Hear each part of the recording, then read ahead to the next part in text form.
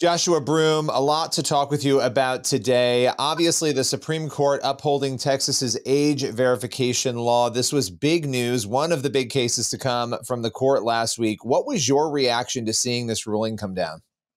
I'm surprised. I thought that for sure it was going to be best case scenario a remand where they're going to sit it down to a lower court and they were going to fight over some nuance. But I was shocked, and I think this is a huge deal because it stands precedent for it to be a national implication. So I think this is just a huge deal. I am pumped about it. And to be honest, it's this. It's tough to be super excited about it because the reality is that for there not to be age verification in the first place is actually negligent. So it's like the frustration of, okay, we're finally where we should be, and let's move forward from here. Yeah, I was listening the other day to an interview with Jonathan Haidt, and he was saying everywhere else we've kind of decided, like in the real world, we've decided who's an adult and who's a child. You can't buy alcohol, you can't vote, you can't buy cigarettes, all of these things until you're a certain age. But on the internet, it's kind of the Wild West. There is no sort of protection until we have laws like these. And like you said, we should have had them long ago. But for people who are maybe a bit skeptical or cynical, what kind of assistance, like, is this actually going to help parents, these age verification laws? Are they actually useful? Are they worth having? Yeah, I mean, number one, age verification since the inception of pornography was just, hey, click a box. Are you 18? Right. Sure. And it was almost like, walking into a convenience store trying to buy alcohol saying, I promise I'm 21. So it's no verification at all. And what we've seen, so Louisiana was the first state to actually implement legislation when this was first talked about. And what we saw in Louisiana is consumption went down 8% because guess what? People don't want to leave an actual digital footprint when they want to watch pornography. It's the same thing that, it deters anyone from doing anything they don't want to be seen doing. And I think that's the most problematic thing in pornography is that you can do that without truly leaving behind breadcrumbs. So I think it's certainly helpful. All right, so I'm going to ask you this question because obviously the coalition, the porn industry coalition that was challenging this, the free speech coalition, their big claim was that this violated free speech rights for adults, right? So what is your reaction to that? Because that was the argument they were putting forward, that somehow this was a restriction of free speech. Yeah, I mean, so they're saying that this is an infringement on their First Amendment rights, and that's ridiculous because if you're going to have anything in the public square that has been deemed potentially dangerous to children or just people in general, well, you have to put parameters around this thing. And we've seen there's significant neurological studies that have said, hey, if a 5, 6, 7, 8-year-old, 8 years old is the average age of consumption, if their prefrontal cortex, which is the thing that allows them to regulate their emotions, if it's around 50% or less developed, and pornography actually deteriorates the part of the brain that is currently 50% developed, obviously this is a dangerous thing for kids to engage in. And as a follower of Jesus, I would say, gosh, the implications regarding sex, identity, all these things, it has terrible implications, but their pushback to say, hey, you're taking away my right to see something. Well, it clearly, according to the Supreme Court, which I was not shocked that they upheld that. I was shocked that they upheld it completely, but it's not a barrier; it's a boundary. It's saying, hey, if you want to watch it, do the requirement, provide your ID, and if you're 18 or older, then watch it all you want. So it's in no way an infringement on your rights; it's just a barrier. How do you, Josh, see this practically impacting the porn industry? Because for somebody like me, I live in Virginia. We have similar laws in place. And what ultimately has happened, like in several states, is the largest porn site has just said, you know what, we're going to block the site altogether. You can't even access the site in the state of Virginia. Ironically, they think that that's some sort of win for them, but really our governor just said, oh great, you're doing my job for me. There are a lot of states that are making similar moves, and now with this Supreme Court precedent, Do you think that this ends with just porn leaving these states altogether? I mean, you look back at so in 2012 in Los Angeles County, which was where 80% of the pornography that was filmed, that's where all the studios were. And in Los Angeles County, they decided to implement a condom mandate. And this was right after I got out of the industry. So I'm on these sets 20 plus times a month, and some people are saying, like, are they actually implementing this? Are there any kind of checks and balances? Every single time I was on a set, there was always a police officer that stopped by and asked, "Hey, where's your permit?" Obviously, they're why they were there. That's up for a different conversation. But yes, like a police officer was checking, was there a permit each and every time. So with that said, in 2012, condoms were mandated in Los Angeles County. The entire industry picks up and moves to Las Vegas. So this is something that they've done in the past. So where they can't thrive, will they geographically move? Probably, but then you have OnlyFans and things like that. So the way that people consume and even create pornography is drastically changed. So my hope would be, yes, to your point, where there is the implementation of this verification, like Louisiana, 80% drops off, and Pornhub thinking, hey, or other sites thinking, hey, if we pull out of this state, there's going to be people with picket signs saying, "Hey, give me back my porn," and that's not realistic. So it's interesting to see what they'll do.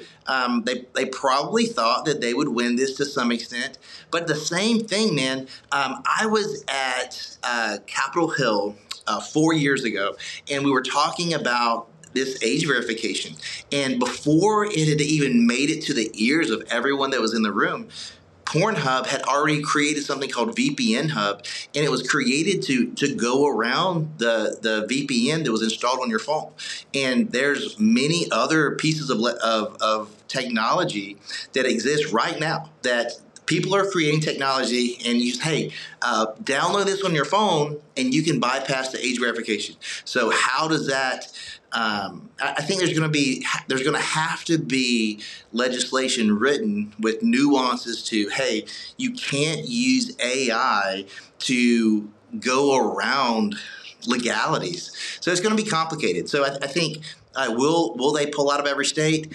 I don't know, but I think that and Section 230, it just allows social media to be a place where pornography can be housed. So I wouldn't be surprised if Twitter turns into Pornhub, because it would be financially advantageous for them to do so, and they're not far from it today.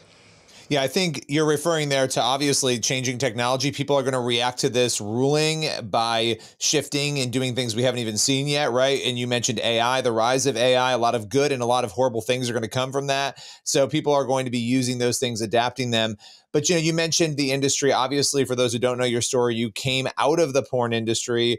You were in it for years. You later became a Christian. You now have been speaking against the industry. A lot of people have said, well, why are we even allowing porn? Prostitution in most places is illegal. Of course, there are moves to try to legalize that.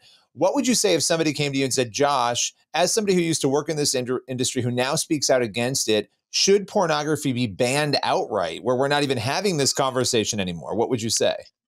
Yeah, I would say because pornography is not regulated.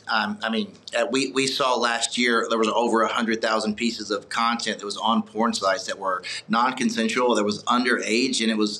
I hate to be crass, but it was rape, and it was child pornography, and there was literally people who were trafficking children, raping them, and putting it on Pornhub, and it was on there for years and years, and it was monetized. And it wasn't one piece, it wasn't two pieces, it was hundreds of thousands of pieces of content that happens on a daily basis. So when you watch porn, the reality is, I've got 43 people who, I'm 42 years old. I've been out of that industry for over a decade, yet I still have videos like on websites. But the reality is there's people that should be living a normal life that have left that industry, that went the path that I went, where I got counseling, I got plugged into a healthy community, I found Jesus, my life was transformed. Now I'm living my life trying to impact the world in a positive way. I'm married, I have kids. We wrote an awesome book together, Billy. But the reality is 43 people that should be the same age as me are dead, and they took their life via suicide or overdose. And when they died, Pornhub said, "Hey, let's make a compilation film to honor them, aka let's see how we can monetize their death and amplify it for our good." And those scenes are still on the internet. So the probability of you watching porn of someone who took their very life because of the content that was on there, that they didn't want it to be on there anymore, is a reality. And to the people who say, well, people still watch Thriller and things like that, you have been so brainwashed to think that pornography in mainstream media is remotely close to the same thing. It is not. I've never received 1 cent of a royalty or any kind of residual payment. That is not the way that industry works. That industry is built on manipulation and coercion and fraudulent documentation that forces people to do things they really don't want to do, and then they hold it over their head and they continue to monetize over it over and over and over again. So yeah, I mean, to the person watching it saying, "Hey, what's the big deal?" You don't know how old that person is. You don't know if they wanted to be there. And the reality is, it's damaging your brain. It's impacting society in a negative way, and it's contributing to many things that are drastically evil that you would not agree with. And you mentioned earlier that explicit porn sites, like websites that are designed just for pornography, the issue is not with them alone. Like places like Twitter, now called X, obviously, and Reddit, both of those sites, and I'm sure there are others, but I know that both of those websites have a major problem with pornography. So with a ruling like this in a state like Texas, Virginia, Utah, I know several others have similar laws in place. Does that mean that those websites, places like X and Reddit, are going to have to start implementing age verification? Because, I mean, really, we could talk about X all day long, because not only do they have a porn problem, they have a child porn problem. But, how do you see that unfolding as the days and months move forward? I would say that, I mean, we have to stop putting the burden on the consumer. It has to be on the contributor, the one that's contributing the content, the one that's creating the content, the one that's distributing content. Because here's the reality: they all use AI to scan their website, and they very quickly identify fraud, any kind of fraud that impacts them in a negative way, any kind of copyright infringement that impacts them in a negative way. So they need to be held liable for housing what's on their website. So that's why, this is a step in the right direction. Section 230 is the thing that allows Reddit, Twitter, X, websites like that to hide, because it allows them to have immunity. They're saying, hey, we didn't post it, so we shouldn't be held liable for it, even if we benefit from it directly. It's on our hard drive. We're making money off of it, but we didn't put it there. We're just taking our cut. Well, you need to be held responsible for that. And I think that in itself is a big problem. And that is the next step in the right direction, that Section 230 needs to be either completely wiped or significantly revamped, because for a site like X to not be held liable for having hundreds and hundreds of thousands of pieces of child pornography on it is insane. Literally anyone else in the world would go to prison. Most certainly anyone in the United States would go to prison for stuff that's on their site each and every day. Yet because of Section 230, they're not held liable.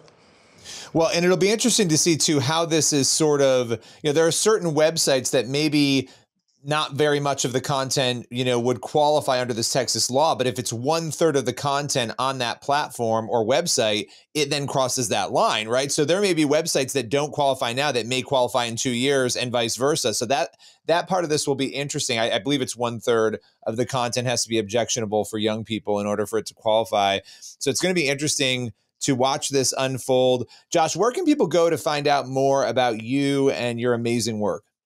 Yeah, I mean, you could go to my website, so joshuabroome.me, and my social media across the board is I am Joshua Broome.